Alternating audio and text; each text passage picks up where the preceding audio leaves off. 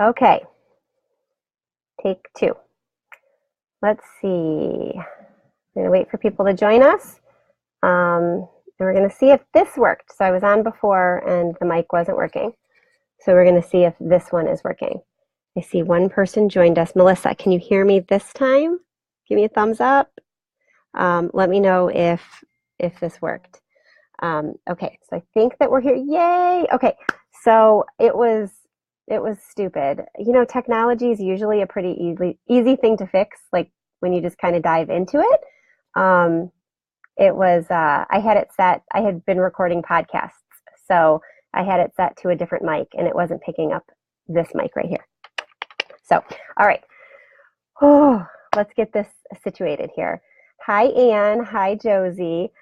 Thank you guys for coming. I'm going to chat with you for a second and get everybody a chance to join in since I gave you a false start. Thanks so much for your patience. I really appreciate it.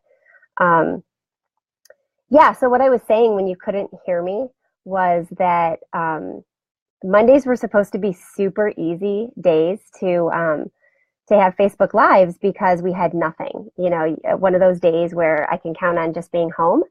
And we went to my daughter's occupational therapy last week and thought we were decreasing the amount of appointments, but then she had her annual kind of reevaluation, and we realized that she actually needed a little bit more. So we bumped her up to every week for a while.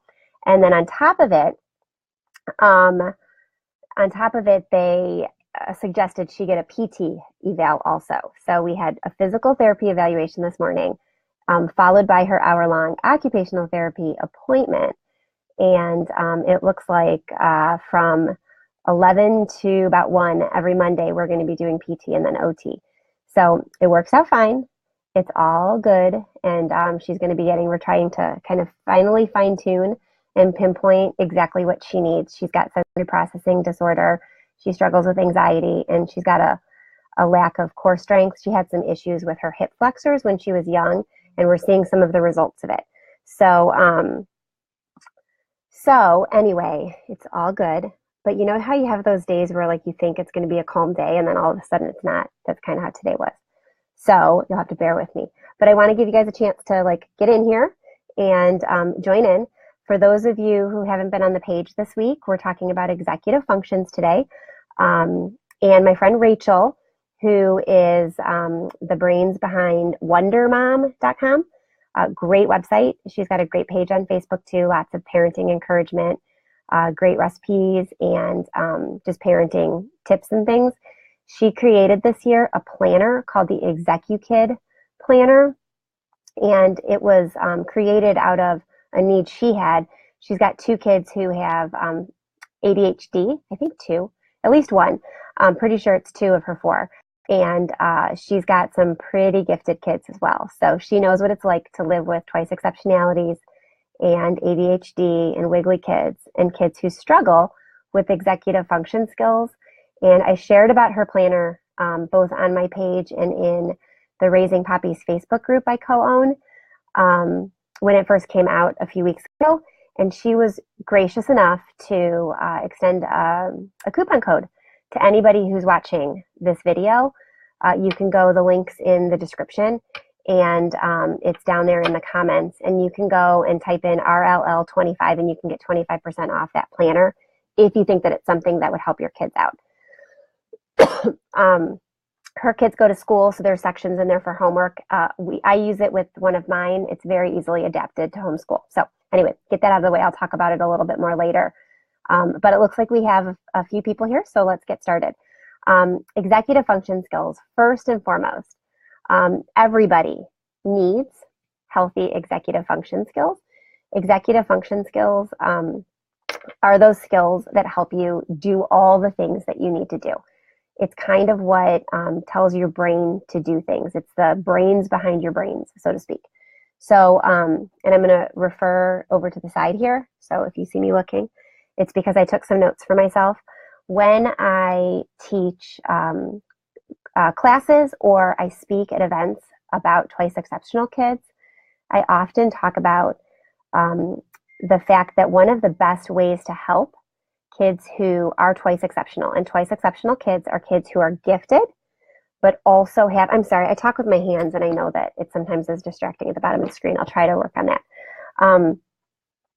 The wiggly ADHD apple doesn't fall far from the tree here. So if you see me moving around, it's because my kids come by it honestly.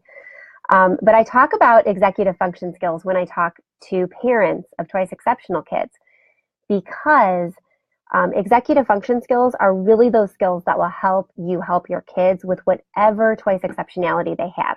ADHD is a big one though. If your kids are ADHD, have ADHD, or have that in addition to being gifted, working on targeting executive function skills is going to really, really help them. So let's talk first about what executive function skills are. And I'll make sure there's a couple links I forgot to get beforehand that I share during my talks. One of which is to a great infographic on understood.org. And if you don't know that site, understood.org, it's a great site that kind of breaks down neurological issues like ADHD, anxiety, depression, any other kind of situation where you may see a psychologist or a behavioralist or a therapist for. They break things down into really great, like friendly language. So they get rid of the medicalese in it and they break it down so it's really easy to kind of figure out what it is you're dealing with. So I've taken some of these descriptions and definitions that I'm going to tell you right now straight from understood.org and the infographic, which I will drop in the comments later. I forgot to get that ahead of time. So executive functions are the functions that they cover 8 main areas. And those are the areas that control impulses, emotions, flexible thinking, working memory, self-monitoring skills, planning and prioritization, task initiation, and organization. So we're going to break those down one at a time here. Hi, Melissa. I see that you joined. Hi, Christy. I'm glad you guys are here. I appreciate your time. So we're going to break those down and talk about each one individually. But at a glance, like first and foremost, executive function skills are the skills that every single person uses to absorb and act on any kind of information. So if you were listening to those 8 things that I just broke down, if a kid has trouble with impulse control, they're going to, of course, have trouble following directions, sitting in their seat, obeying things the first time they're told, walking by that shiny thing, walking by their sibling who's sitting there playing nicely and not, poking them as they pass. My 14-year-old still struggles with this one. So these are the kinds of things that if your kiddo struggles with one of the executive functions, working on them and helping them see when it's going to be a problem area or when they're going to approach kind of a stumbling block, you can help give them the language to work on those. So impulse control. So what it means is impulse control is the ability to think before acting. My husband always says to my son, it's do before think, or he does before he thinks. But what he really needs to do is flip-flop that and think before he does. And that's hard to do with a kid who struggles with impulse control and struggles with that specific executive function. So kids with weak impulse control, they might blurt out inappropriate things. They might talk over you. They might argue with you before actually listening to everything you have to say, where they're arguing the exact point you're trying to make. Yeah, that happens all the time at my house. Do any of you have like little lawyers who want to argue with every single thing you say and you can't actually get out your instructions because they're too busy arguing with you? And oftentimes they're arguing for the very thing that you're trying to give them. Yeah. These kids are also more likely to engage in risky behavior, jumping off of things, jumping onto things. A good example of that, actually it's a bad example. So I don't know if you saw, there was a post I shared earlier this week about psychomotor overexcitabilities being dangerous to a parent's health. Great post from thefringybit.com. Heather Borman and her husband, his name's escaping me right now. They manage that page in a podcast by the same name.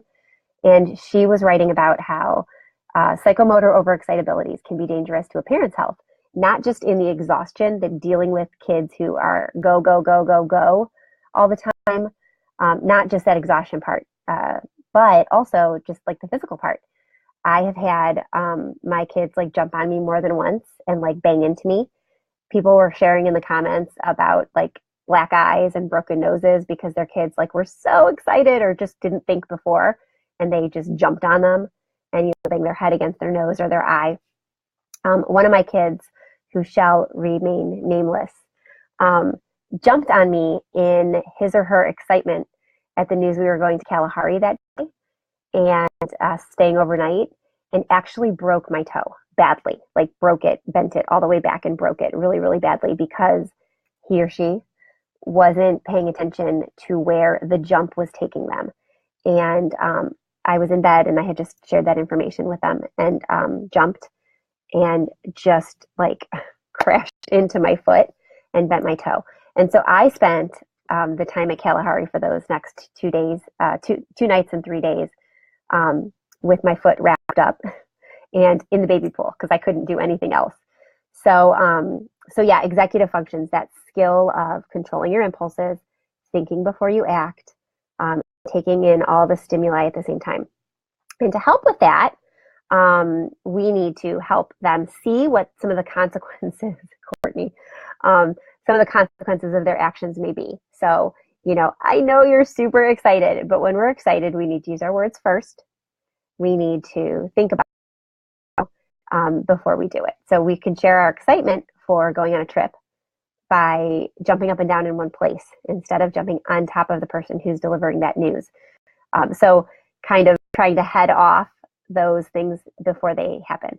But if we know we have a kid with weak impulse control, we'll need to like break it to them gently or help them see, like, I remind that particular child often of the time they broke my foot before I give them good news about things that we're going to do. And I'm like, remember the last time you got really, really excited about something, you jumped on me and it hurt me. So I'm going to tell you something right now, and I know you're going to be super excited, but just stand in place, jump up and down, or cheer, but don't jump and don't, go into somebody else. So just like talking them through that can help with some of the impulse control. The second skill of executive functions, and like I said, I'm going to go through the 8 skills and tell you kind of what they look like, and then I'll take some of your questions at the end here and dump a bunch of resources in for you. But emotional control is when your child struggles to keep their emotions in check. So kids with weak emotional control sometimes seem like they're overreacting, but they're actually not always overreacting. They're very real emotions for them. They don't know how to regulate that emotion. So they don't necessarily, they're not meaning to like freak out about something. They just don't know how to keep that in check. They don't know how to appropriately demonstrate their emotions. They can have trouble dealing with criticism, reacting. They can react when something goes wrong. They can have trouble regrouping if something doesn't go their way. One of my kids in particular struggles a lot with this, and they tend to struggle bouncing back from disappointment. So if we were supposed to go meet friends for something, and that's all of a sudden not going to happen for various reasons. Somebody got sick, a friend threw up, one of the kids in our own family got sick, or the place that we were going to go to just isn't open. They struggle to bounce back from that. And so we need to scaffold. When that particular child was a little bit younger, we would talk about the things that we were doing for the week, and I'd have it written down. I still have a schedule written down, but I also let them know, hey, we're supposed to go on a field trip on Wednesday, but it's an outdoor field trip and it might rain. If it rains, we're actually going to stay home that day, and I'll pop popcorn and have a movie day instead. Because the alternative activity is a little too pricey for me to take all 4 of you, and it's not appropriate for all 4 of my ages. So we're just going to stay home that day. But we'll make sure that we see our friends later in the week. So helping them see what could potentially happen before it happens. Again, a lot of stuff that we're going to be doing to help our kids with executive function skills is prepping them in advance. So trying to stay 1 or 2 steps ahead of them, noting the areas in which they, during which they break down, and having a plan in place for how we can offset those emotions. And yeah, Courtney, having a backup plan is really, really important when you're doing stuff with your kids that you know they're looking forward to. It's one of the reasons actually that I keep games in my bag now. I've kept them in for years, but I always make sure there's a couple different age appropriate games in my bag. Spot It is a good one because it's portable and all different ages can play it. So if we get somewhere and we're rained out and we're stuck in the pavilion or something, I can pull out that game. Uno's a good one too. One person logic games I can pack up. A Smart Games brand is good for some of those. I can drop some of those in later. The other thing is the third executive function skill that kind of like ties right into these is flexible thinking. Being able to be flexible with your thought processes, adjusting to the unexpected, a sudden downpour that rains out swiftly and abruptly, the apple picking field trip that you were going on, a lightning storm that sends the game you were at into rain delay that might not actually ever come out of rain delay. It might end up with a cancellation. Kids who struggle with flexible thinking really, really struggle with these things. They're a little bit rigid and they don't roll with the things that can happen. They don't roll with the punches, so to speak. They get really, really frustrated oftentimes with asking to think about things from a different angle. So one of the things you can work on with kids that struggle with flexible thinking is giving them other ways to solve problems. Like usually we would go to, when we run our errands, we go to the grocery store last to make sure that our frozen items don't get thawed out. But I know you really want to get ice cream before we go home. What are some of the ways that you can help me pre-plan so that we can go get ice cream? Be flexible, a different way to do things. We always run our errands this way. So what could we do differently if you want to get ice cream this time? Also going with logic problems. What are 3 different ways you can solve this problem? What are 3 different strategies for playing this game? Giving them lots of different opportunities to think flexibly about things. And I forgot to mention it in the beginning. I'm super tired. I know my eyes look really heavy. And I feel like when I'm looking at the camera and then I'm looking over here, I look like I'm falling asleep. I really am. Ever had one of those nights like everything that could go wrong goes wrong? I had 2 kids who wouldn't sleep last night. They were just jazzed up and they wouldn't stop talking with one another and me. And then I finally got to sleep, I don't know, I think like 2 o'clock in the morning. And at 3, my 4-year-old jumped into bed with me. And I just let him go because I needed him to fall back asleep. And then I fell back asleep and I woke up, I think at 4 with his knee in my back. And I have like back pain, but I had to get up for physical therapy and occupational therapy for my daughter today. So it's been one of those days. So we're here. We're fairly rested, but not completely. So I apologize for any exhaustion that you're seeing. But I do have my coffee with my fancy like Raising Lifelong Learners mug. So I'm drinking coffee as we talk, and I'll try to pep up a little bit. Working memory. So skill number 4 in the executive functions checklist, working memory. So working memory helps your kiddos keep key information in mind. Kids who struggle with working memory are going to struggle with day-to-day tasks. They're going to struggle with knowing what needs to happen first, second, and third. They're going to need constant reminders. These are the kids that you're not going to be able to say, go clean your room. Because they're going to get into the room and they're going to be like, wow, there's this doll here. I think I should play with it. They are not going to be able to move past the prospect of the room. And they're not going to be able to remember the 2 or 3 tasks that you give them. So you're going to need to scaffold these guys, right? You're going to need to, they have trouble with directions. So you're going to have to give them visual schedules. A planner like the executive planner that I talked about in the very, very beginning of this live. In the description of the live, it's over here for me, but it might be on the bottom for you. My friend Rachel developed this planner that is really good. She developed it for her kiddo. By Melissa. She developed it for her kiddo who has ADHD and struggles with executive function skills. So it's all about scaffolding those skills for your kids and helping them break things down step by step. And she offered 25% off for anybody here who is watching.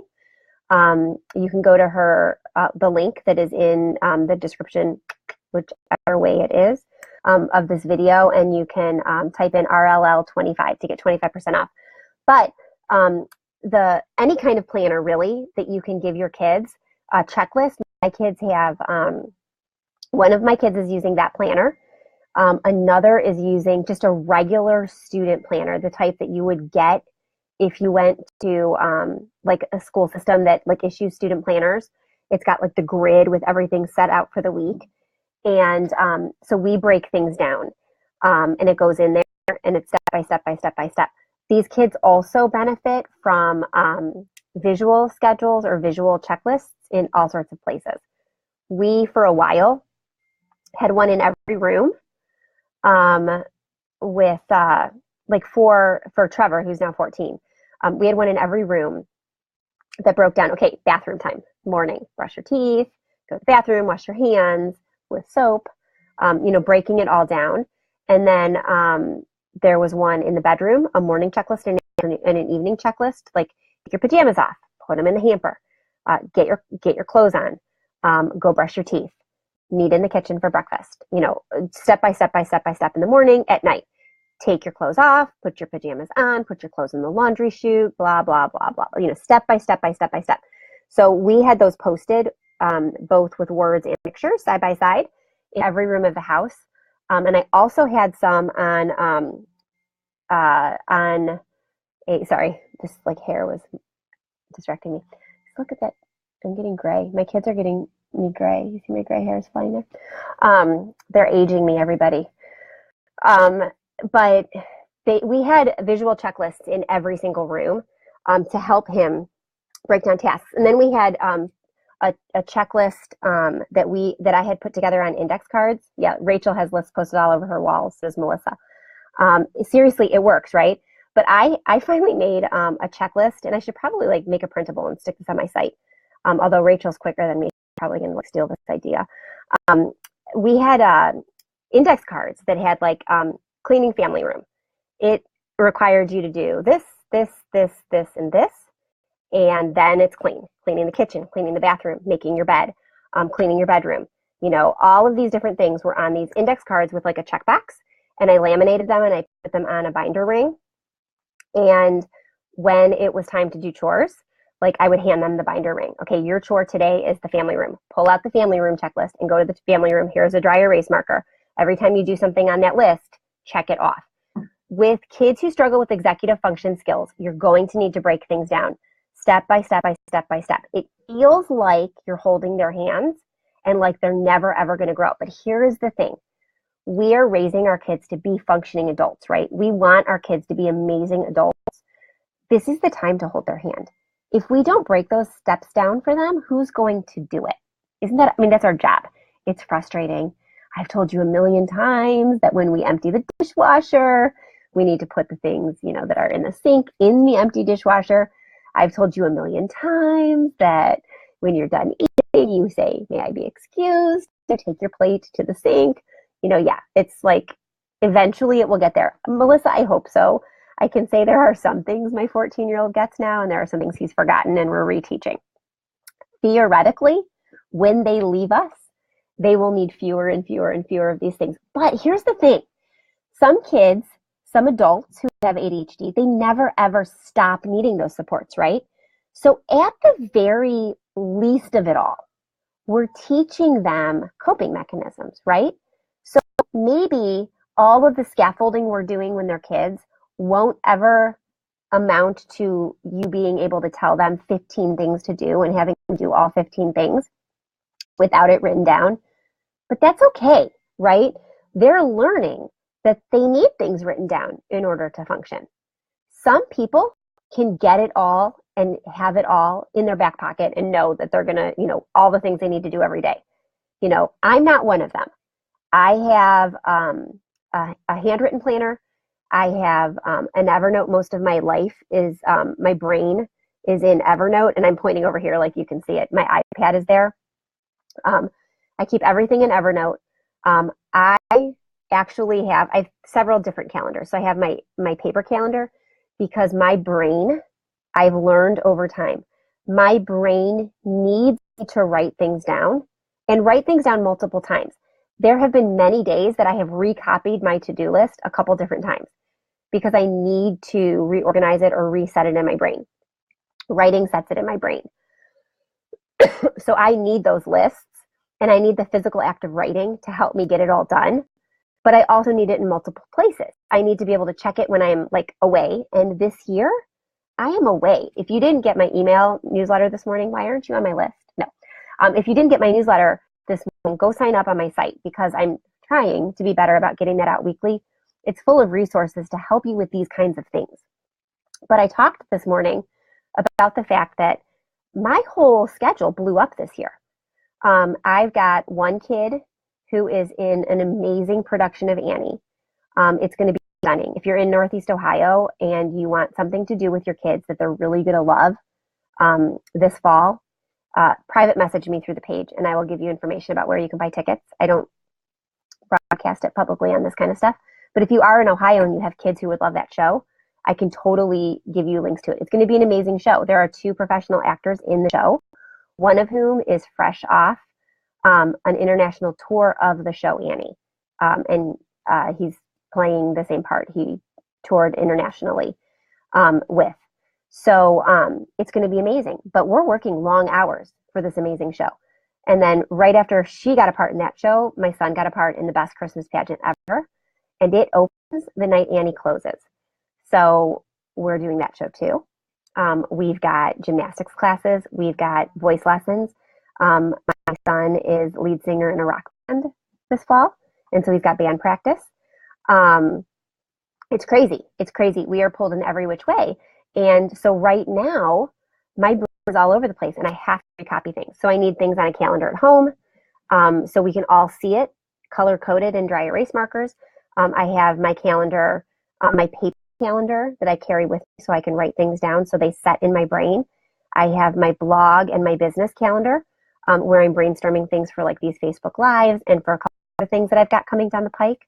And then I've got the Google Calendar that is synced with my husband's Google Calendar so he can see some of the places we need to be. These things, Melissa, to like try to condense it to a short answer, this long-winded one for your simple statement of they'll eventually get it, is they might not. I can't be told something and remember it. I have to write it down. If I don't write it down, I'm not going to remember it. But I know that that's something that I struggle with. Is just my husband. You can tell him something and he will remember it like months and months down the road. But 2 of them are totally like me. They're really kind of hot messes like me. I admit it. I am a hot mess. And so if I don't write down, I'm not going to get it. And if they don't write it down, they're not going to get it. They need these planners and they need to scaffold. So instead of like telling them how to do things so they can get it in their brain for the future, I'm giving them different types of coping mechanisms that they can use when they get to college or get a job, giving them lots of different options for writing things down. So all of that helps with executive function skills with working memory, getting them to do it. It also helps with the 5th executive function skill, which is self-monitoring. And what self-monitoring means is when a person, adult or child, can evaluate what they're doing. They can self-evaluate. So they can see, hey, this is not working for me. I need to approach this from a different angle. Kids with weak self-monitoring skills might be surprised with a failing grade. They might think, even though I didn't study and I totally didn't get it, I could still take the test and it's going to be fine. They may be surprised by negative feedback. You're in my face. I don't really like you that close to me. Can you back up a little bit? Like, this is shocking to them. What do you mean I'm too close to you? I'm not able to self-monitor where my body is in space. And so they may need that. The self-monitoring also comes into play when we're seeing how we're doing with something. So my husband says this, and if you've ever been in any of my talks, I've told this story many times. My husband tells my son all the time that he does before he thinks.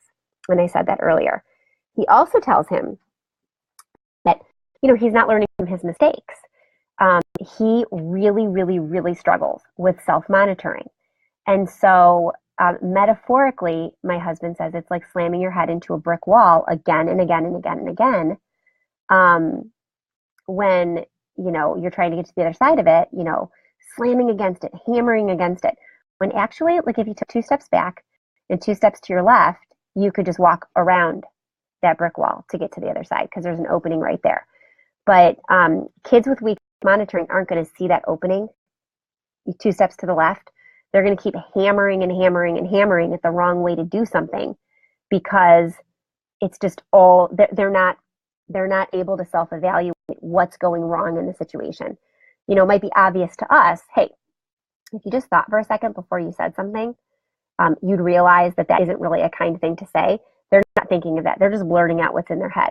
I tell my son often, and actually I tell one of my daughters this too, you don't actually have to say everything that you think. Sometimes this is a revelation for some of our kids who struggle with executive function skills. You don't have to say all of those things that are in your head. You really just don't. There are some things it is okay to hold back from others around you. Anybody else have a kid like that? Yeah, we need to work on that. Skill number 6, executive function skills, planning and prioritizing. So what that means is your child can decide on a goal and reach it. Kids with weak planning and prioritizing skills, they might not know which parts of projects are most important. They might not be able to sift through all of the different steps needed to get to an end goal. They might not even be able to make that goal themselves. So yeah, it's definitely a revelation some adults need as well, Christy. For everybody out there watching, tell your kids and tell yourself, you don't actually have to say everything that's on your mind all the time.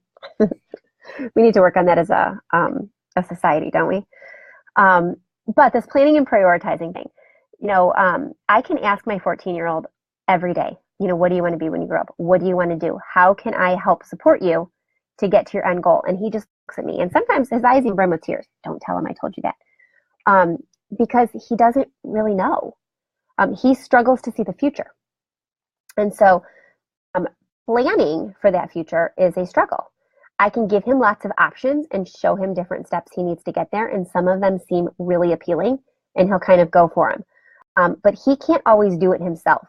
So kids with weak planning and prioritizing skills might need one of 2 supports. They might need you to help them see the possibilities, but they also might just need you to help them break down the step by step by step goals they need to get there. So this is something that that we need to look at too for our kids. Courtney has she was saying that she has the think before do, think before you speak conversation a lot. And I bet a lot of us do. The 7th skill, executive function skill, is task initiation. And what that means is getting started on something. And this goes back to the example I gave you earlier. Sending your kids to clean their room, if they struggle with task initiation, is just a recipe for disaster. They're going to get into their room. They're going to see all those dirty clothes on the floor, all those books, all those toys, the bed unmade, trash on the floor, and they're going to be so overwhelmed by the task itself, they're not going to be able to even get started. So they might be in the corner reading a book or playing with a toy that they found on the floor. These are the kids that we need to say, hey, your room is a disaster. I know it's a bit overwhelming. I need you to go in and find every single book that is not on the bookshelf. Put it on the bookshelf and come back and check in with me. Don't get distracted. Don't look at your toys. Don't look at your trash. Don't look at your clothes. Just look for the books. Put all the books away and then come back and check in with me. Hey, that's awesome. You got all the books on the shelf. Now, can you go get every bit of dirty clothes that are on the floor? Take every one of them, put them in a pile outside of your bedroom door, and come check in. And then take it to the laundry chute or the clothes basket or whatever. Break it down into one task at a time so that once they're really, really, rocking the step-by-step approach, you can say, okay, you've been doing an amazing job, and I know I don't need to hold your hand that long. We have the same task at hand. We need to clean our room. So I want you to go in, take care of the books, and take care of the laundry, and then come check in. And then, break it down 2 steps, and then 3 steps, and then 4. Yes, Christy, you're already doing this. You may have heard me talk about this too. Some of this is going to be review for you. Sorry. And then finally, the last executive function skill that we need to work on is organization. This is what allows any of us to keep track of things physically and mentally. I already told you I'm a paper pencil person. I'm also a tech person, and I use both in conjunction with one another, but I have to write things down if I want to be able to organize myself. So I write lots and lots and lots of lists. They're everywhere in one notebook and one planner. So my pages are all, completely filled up, and then I go on to the next notebook. But I have to write things down. So kids with weak organizational skills, adults with weak organizational skills, they lose their train of thought. They lose their stuff. My son, when he was in school, I remember one of the teacher conferences I went to, and the teacher handed me this like big stack of papers. It was like, it was thick. It was ridiculous. And those were all the papers that Trevor had lost in the classroom and never turned in. He had never taken them home. They just never made it to the actual like turn in pile or whatever it was called. They were in his desk. They were, shoved in books. They were in the back. They were in his backpack. They were everywhere but where they needed to be, because he couldn't organize himself enough to have a system to get the paper from done to the tray. And so kids with weak organizational skills really need us to scaffold for them. These are the ones who need us to have a planner for them. They are the ones who need to have a different bag for every single thing that they do. Okay, so not everybody who struggles with these tasks is someone who has ADHD, is someone who has a twice exceptionality. Everybody struggles to some degree with one or more of these. My probably most put together child is Molly, is the one that I told you is in a production of Annie right now. But she's so she's in Annie. She takes voice lessons. She is in a show choir, and she takes a theater class on Saturdays. So she is, Christy, I'm going to come right back to that question. So she is in 4 different things that are all related to theater, but all need their own things. She's got her Annie script. She's got her folder for her theater class. She's got her folder with her music for voice lessons that she's working on. And then she's got her her music for show choir, along with specific shoes, dance shoes, and a costume, as well as a t-shirt. So she's got all these things, and she had them all in what she called her theater bag for a long time. It was an amazing mess. It was too much. She didn't need to bring everything everywhere. But she also, when she took it out of her bag, she lost track of things. So she's got one set of jazz shoes, which are dance shoes, that she needs to bring to all of those places when she works on stage. So we have those in a shoe bag, and then we have 4 bags: a theater bag, a theater class bag, a voice lesson bag, and a show choir bag. And every bag has the appropriate script, an extra notebook, a pencil, a couple puzzle books for the downtime, and then she has her shoe bag with her jazz shoes that she puts in whatever bag she's bringing. And then she has like Kindle, because sometimes she needs something to do between scenes when she's in a show backstage to stay quiet, or a book. And then she puts those in whatever bag she's bringing. All of those are in an old wooden trunk that I had, like those cedar chests that you had like at the foot of your bed when you were a kid. I don't know, maybe you still have those. We had ours in the attic, and I brought a small one down for her. It's in the bedroom that she shares with her sister right now, and it's only for her, and it's only for dance and theater and music stuff. And it's working right now, but we had to break it down and separate everything out.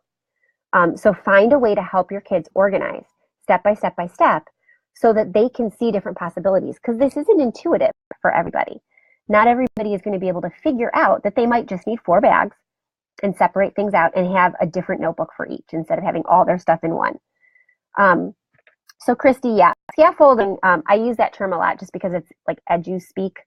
And so what it means is just breaking things down into smaller tasks and building a kid up to something. So the term comes from, the scaffold that painters use when they're doing like a big mural. So it starts out low when they're working on, just this part, and they like raise it up to get to the next level and the next level and the next level and the next level.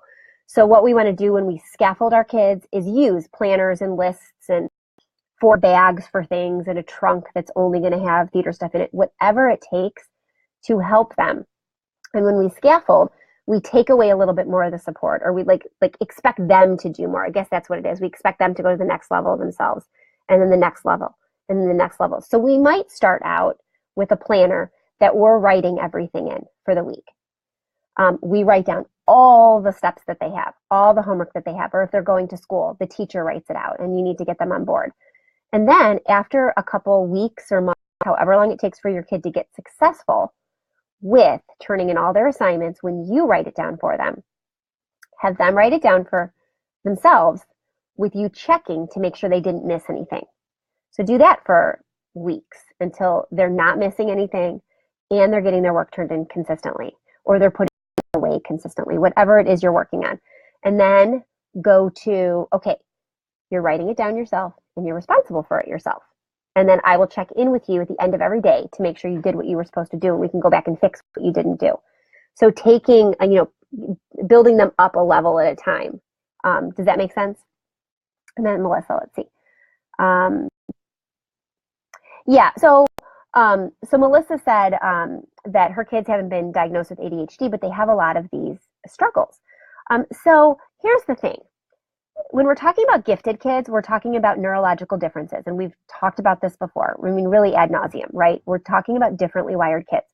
Whether they are gifted, whether they are twice exceptional, gifted in something else, whether they just have ADHD, whether they just have sensory processing disorder, whether they are totally neurotypical. Every child, every adult needs all 8 of these executive function skills to function. Our quirky kids, our differently wired kids are going to need a little bit more support, probably with more than one of these skills. Neurotypical kiddos tend to have to be shown a couple times how to organize themselves before they start to do it themselves. It will take a little bit longer to get your differently wired kiddo on board to do it. Not even on board, because I'm sure that they want to be successful, but they're thinking differently, right? They're thinking in all sorts of different ways. They are off planning this topic when they're supposed to be doing this thing. So reining them in and pulling them back to the focus is a little bit more challenging for gifted and twice exceptional kids, even if, even in comparison to neurotypical, like if they struggle with executive function skills too. But all people, adults and children, probably struggle with one of these 8 areas of executive function. It's just one of those things. Okay, other questions. So we can help our kids. One of the reasons we want to pinpoint some of these executive functions, and drop your questions in the comments if you have any more. But and I want to get the date right, in 1989, so it was a long time ago. But I wish that it was applied more often, because this is good research and our schools should be using it. Nielsen and Mortorf and Albert, I don't have their names in front of me, I just have their last names, but I quoted this in one of my talks. There was a study done where they looked at twice exceptional kids that were gifted but also had some kind of learning or neurological issue in conjunction with their giftedness. And the study found that so they took half of those kids, or however they did the control, control group, half this way, whatever. Some of those kids, they were working on their struggles first. And some of those kids, they were working on their giftedness first. All of those kids, they were working with, helping with the organization and stuff. And what they found was the twice exceptional kids whose abilities were focused on first did better than the kids whose disabilities were focused on first. So if they're building up executive function skills, helping kids organize, helping kids self-monitor, helping kids self-regulate, those kinds of things, helping them plan things out, and they're doing that within the world of abilities versus their disabilities, they are able to make more progress with their disabilities, because they're feeling empowered through the work with executive functions through their abilities. So, hey, you're an amazing actor. actress. Let's organize you so you go to every single rehearsal ready to rehearse. And so you're ready to go. Now, you've done this. This is with the ability. She's, feeling successful. Now you're kind of still a mess with math. Let's take that, what we've done with your checklists in each bag and apply that to math. Do you have a bag with your pencils? You're going to need pencils. You're going to need a ruler because you're doing area and perimeter and measurement. You're going to be needing, your workbook and your textbook. Let's make sure all of your math stuff is in one place. So every time you need to do math, you can just go pull out this bag or this folder or this box. And so just like you rocked it with your theater stuff, let's rock it with your math stuff. And then now we're empowering them to start applying those executive function skills and those organizational skills to other areas. Does that help? Does that make sense?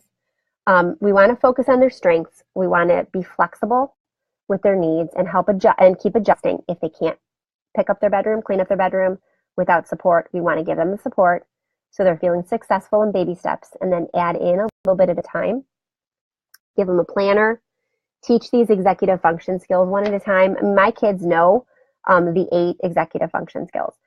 Like I said, I'm going to drop that infographic from understood.org in the comments, and it is available on my site. I'll have to find where it's available because I have it up there for one of the talks I did. But you can download it. I printed mine, and it's in my family room, or not my family room, my kitchen, so my kids can refer to it. So they know the skills that they need to work on to help them organize. They also see me making lists, and I talk to them about that. Right now, I'm leaving on Thursday to speak in Arizona. Ooh, is there anybody here from Arizona? If you're from Arizona or you're watching this later, pop in the comments. Tell me if you're going to be there. I'm speaking on Friday and Saturday at the AFHE Special Needs and Gifted Conference. We're going to be talking about some of these skills, and we're going to be talking about intensity and a couple other things. And I'm super excited about it. I haven't been to Arizona since I was a little girl. And I'm excited to meet a whole bunch of new people. So, but they know I'm going out of town, and I'm kind of a mess right now with all of the organization. It seriously is like triangulating these heavy duty algorithmic maneuvers to get all the kids to where they need to go. So for example, on Thursdays, we have, my son has his band practice and flute lessons at a music school.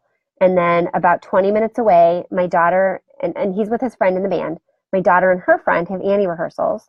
And then about another 20 minutes away, my other daughter is in a gymnastics class. And so my friend, whose kids take all 3 of those with my kids, her husband travels. He works out. So my son is with boys at band and music lessons. I'm with the girls at Annie, and she's with the other girls at gymnastics. And we all meet at her house because her house is on our way home. It takes some pretty heavy duty maneuver to get everybody where they need to go on that particular day. And that's just one sampling of the weeks that I'm having right now this school year. And so my kids see me planning for that. They know that there's a list of where everybody needs to go this week, from today all the way through when I get back on Sunday. And I'm not leaving till Thursday afternoon. There's a list of the things I need to go to the store for. There's a list of things that I need to pack. There's a list of things I need to finish before I get there so I can meet the needs of all those parents who are coming out to learn about giftedness next week or this week. I don't want to go to Arizona unprepared. I want to make sure that for those days that I'm there, I'm fully there and able to give every parent everything that they need. And so my kids are seeing this, and so they're learning too. So it's really important to model that as well. So yeah, 17, Christy. It's not too late. It's not too late. I feel like it's too late sometimes for my 14-year-old too, but we can do it with our teens. So anyway, I've been talking at you for 49 minutes. And whether that is good or bad, you have to let me know. Tell me if there are things I didn't answer, if there are things you want to know more about. Christy just asked, what is the executive kid that you see in the description? Okay, so my friend Rachel, Christy, she runs the website Adventures in Wonderland, Adventures of Wonder Mom, Adventures in Wonderland. And let me see. Adventures in Wonderland. Rachel Wonder is brilliant, and she's got gifted kids. She's in the Raising Poppies group. She has kids who struggle with ADHD, and to meet the needs of her kids, she created a planner for kids that's based totally off of executive function skills. And it's great. I'm using it with one of mine. I love it. It's written with school in mind, not homeschool, but I'm using it. It's adaptable. It's really, really good, and it's really reasonable. Lots and lots of pages that you can, pull in what you want and what you don't need. And I told her that I was talking about this today, and I asked her if she'd be willing to give a discount because I really like the planner, and I was promoting it when she first released it a couple weeks ago.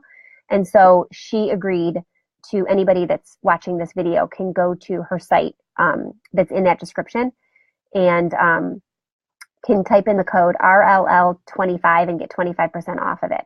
So it's a planner that helps specifically with executive function skills. So you can get that, and you can just print it out. It's a printable. Really, really good. And yeah, it's an affiliate link, so I get a percentage of anything that is purchased. But like I said, I use it with my kiddo, so I wouldn't recommend anything that I didn't think was valuable. And Rachel's really good. She knows what she's doing. Dropping a few books in the comments too. Smart But Scattered is a great one for helping your smart kids who are kind of like all over the place. There's a Smart But Scattered for teens. I think there's a workbook too. Let's see, Diana, you said that your 6-year-old, your 6-year-old struggles with them. Well, some of that is 6, right? Being 6. But yeah, it's one of those things that the earlier you know about it, like Christy was saying, she wished she would have known about, this whole thing called executive function skills when her kids were younger, because her most difficult one is 17. Starting at 6 with visual schedules and planning things out and having checklists like on the board in your kitchen, if you're crazy like me and have one in your kitchen. It's really, really good practice for when they get older because it just kind of like keeps it in their head. Let's see, Summer. Okay, Summer, yes, I do lose some of my lists. I was worse about it earlier. Okay, wait, I'm going to keep big ones. Hold up. Okay, so I write things and I transfer them also. I had said earlier, and you might have missed it, that Evernote is my brain. Evernote is an app that you can get on your computer, you can get it on your iPad, you can get it on Android, you can get it on your phone, you can get it anywhere. And it syncs with all your devices. You can use the free platform. I use the paid one. I think it's like $79 a year. But I can go paperless using that. So like when I travel, I take a photograph of my receipts and they go in a travel notebook. So Evernote is like organized in notebooks in there. And so I tag things with them. The cool thing about Evernote is it can search images as well as text. So I can type my notes in like in list form. I can import PDFs. I can clip things that I come across on the internet that I want to remember or share with people. And I can also write myself notes. I can take a business card that I get from somebody and I can write like a keyword or a phrase or where I collected it from. Like if I'm at a conference and someone gives it to me, I could write that conference name down. And I can snap a picture of it and it'll go into, my business cards notebook in Evernote. But I can search. So say, for example, I'm going to the AFHE conference this weekend. Any information I gather there, any connections I make, anybody who gives me their information or wants me to keep in touch with them, I can handwrite on their business card or their note, AFHE, and I can scan that into my Evernote just by taking a picture on my phone. And then later when I'm at home and I've decompressed a little bit, I can type AFHE into my Evernote search box, and it'll search for anywhere that AFHE is set. And so it will pull up any business card I've written that on. It will pull up any notes I took and put that word on. It'll pull up anything I tagged with that. So I write things down because my brain needs me to write things down. But then I have Evernote on my phone, I have Evernote on my iPad, I have Evernote on my computer, and so I can transfer it in. I have a big planner. I'm not super fancy, so this is just it's a happy planner that I've totally like modified for myself. But what I like about it is like things come in and out easily, so I can just push things down. And I keep like running lists. Like this one is like blog post ideas, podcasts, people I want to interview. I'm working on a podcast of my own right now, and I'm guest hosting for friends. These are all of my to-dos, my running to-dos, and I can check them off as I go, and then I can like add to them. My editorial calendar is in here, and it's color coded, like the different posts that I want to put out this month and next month. There's a lot. I'm ambitious for the next month. We'll see how it goes. But I can transfer those. So I lose notes, but what I tend to do is I write them and then I recopy them into Evernote because, again, that's how my brain works. And yeah, the little notes, like, and are you talking about ones like for your kids too, like schedules? Because I tape those to the walls. So like the ones we have in the bathroom with like lists of what they need to do, I tape that to the wall, like by the light switch. So that helps too. I hear my kids running around upstairs. They're getting antsy.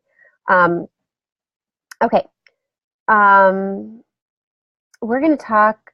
I'm going to answer, Emily, I'm going to come back and answer your question in writing because intensity is a whole nother ball of wax. I'm going to give you some resources for that. So Melissa, good question. Melissa says there are so many resources, right? She homeschools. She's got 3 kids, adorable, by the way. And that's not just because they like my book, but I like them anyway. I like them. They're really, really great kids. Sorry, I heard somebody at my door up there. I'm in the basement, so we have some lights down here. I'm in the basement doing this. So Melissa asks, what one book or site I would recommend to help with executive function skills?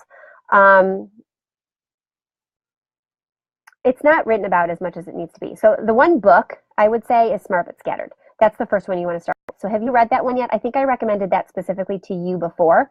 Smart but Scattered is a really good one to start because it really breaks things down about those. The other one is understood.org. Understood.org, if you search that website for executive function or executive function skills or executive functioning, you're going to find a whole bunch of articles about all sorts of different topics.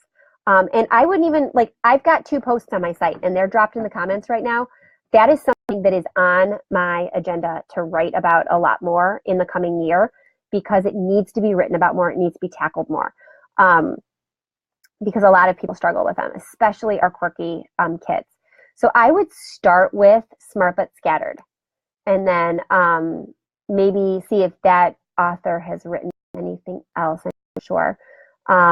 Start there and then use a planner. So the 2 things that you're going to want to start with is Smart but Scattered and then using a planner. Even if it's a family planner that's like a checklist on a whiteboard. We posted a whiteboard in our kitchen. And every Sunday night, I have been writing down Monday through Sunday all the things that we have going on each day out of the house. And then they each have a spiral notebook or a planner that lists. So my 2 youngest have spiral notebooks. And I just write a list of what they're supposed to do that day that's independent. And I'll pull them off to do other projects too. And then my 2 older ones have planners. One of them has a regular school type planner and one of them has the Executive Kid planner. And so they have their planners. We have our whiteboard. And then I read and reread and reread Smart but Scattered. Understood.org, Smart but Scattered, and some kind of planner. I think those would be your first 3 steps. Emily, isn't Evernote great? I swear, it's like totally my brain now. And my whole goal is to go completely paperless eventually because it keeps everything there. It makes tax season really easy. It makes everything just really all in one place. I love it.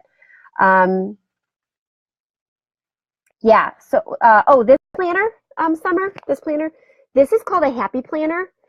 This is an 8.5 by 11. It might be 9 by 12. No, I think it's 8.5 by 11. So this is the big one. I got this at Michael's with a 40% off coupon. You can go to happyplanner.com. I think you can get it on Amazon. I think the best price is going to be like Michael's or Hobby Lobby or something with a coupon. And there's all sorts of, so like it's got, so I took my stuff out. So when you get it, it comes with the whole calendar layout, and then it comes with like a weekly breakdown that you can write things in. I have my weekly stuff everywhere else. And so this, I just use the monthly layouts, and then I use it as a notepad. So I bought a couple extra packets. I like it big. So I like mine to be full notebook size. It just works better for my, but there's a half size that most people prefer. But I bought these pages. I like writing on graph paper better. I don't know if you can see, they have these little squares on them. But the package I got came with,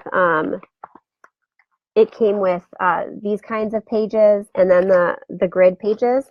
So I got a packet of those. And then I also got these like daily checklist things. This was like an added packet that it's got like, it breaks it down by hour. I'm trying to find, like, it's a mirror image. I'm having trouble looking at my computer. I'm not very coordinated. So it's got like this hourly breakdown here on the one side, and then a checklist with these little things you can check off on the other side. And I just keep my running to-do lists on there, especially when I have a babysitter. I have a babysitter once or twice a month, actually like 2 to 3 times a month right now, where I can go work and I just have everything written down in a big list that I can check off. I like checking things off. Anybody else like that? I like to see the checklist. Sometimes I'll write things, okay, here, confession time. Sometimes I'll write things that I've done just so I can check them off and feel accomplished, because they weren't actually on my to-do list before. They needed done, and I'll just write them down. Okay. So Happy Planner, Michael's 40% off coupon. Exact Kid Planner for your kiddos, RLL25, link is in there. If I think about it, I'll drop more links. If you think about it and you have more questions, write them in here. And I always forget, if you think somebody else needs to learn about executive function skills or the things we're talking about, share the video. I remember to say that in the beginning, but if you guys come back next Monday, share the video, because the more it's shared, the more Facebook shows it to people. So the more people who have gifted kids, twice exceptional kids, differently wired kids, or the more people who are interested in like parenting tips and support, or they'll show it to, and so then the more people will be able to benefit from this. If you have ideas for lives, things you want me to talk about, you can drop those in the comments. You can private message me. I'm doing these for you guys because I can't get to every event and chat with y'all in person. So I'm hoping that this can help with some of that. Stay tuned to the page and my site. Become a subscriber if you're not, but stay tuned, because I've had a lot of people asking me about homeschooling their gifted kids, and like where to start and what to do and how to get the stuff organized when there's so many overwhelming decisions to make. And so I've been working on what I'm calling a crash course for homeschooling that kid, your differently wired kiddo. And it's not really a course per se where, you know, you're taking notes and that kind of thing. It's more like 6 weeks of coaching in a group. And so I'm going to be launching a beta version of that this week or next week at the latest, where it's going to be a significantly less price than it will be eventually, because you're going to kind of help me fine tune. We're going to talk about, I have a workbook that I'm developing, and we're going to go through the workbook together in a private Facebook group where we can like break down all the steps that we need to do to plan our homeschooling and to kind of set ourselves up for success so we can set our kids up for success. And we're going to give each other support for that. I'm going to be doing Facebook Lives in there. I'm going to be doing videos to like walk you through some things in the workbook in there. And I'm going to have some live Q&As so we can do some like, you know, dig down and do some nitty gritty coaching on some of that. So stay tuned, subscribe if you haven't subscribed yet, and make sure you are following and sharing, because I'm looking forward to all the stuff that we're planning for you in the coming year. So, all right. I have been talking at you for an hour. Sorry. I hope that it was helpful. And I'm going to look through the list of some of the topics that you guys had suggested last week and the week before, and I will announce what next week's topic is soon. So stay tuned to the page. It'll be pinned to the top for a little while. All right. Okay. Have a great week, and love your kids. Give them lots of hugs and kisses. Go play some games. Get outside if it's nice. Snuggle in if it's not. Okay, I'll talk to you guys later.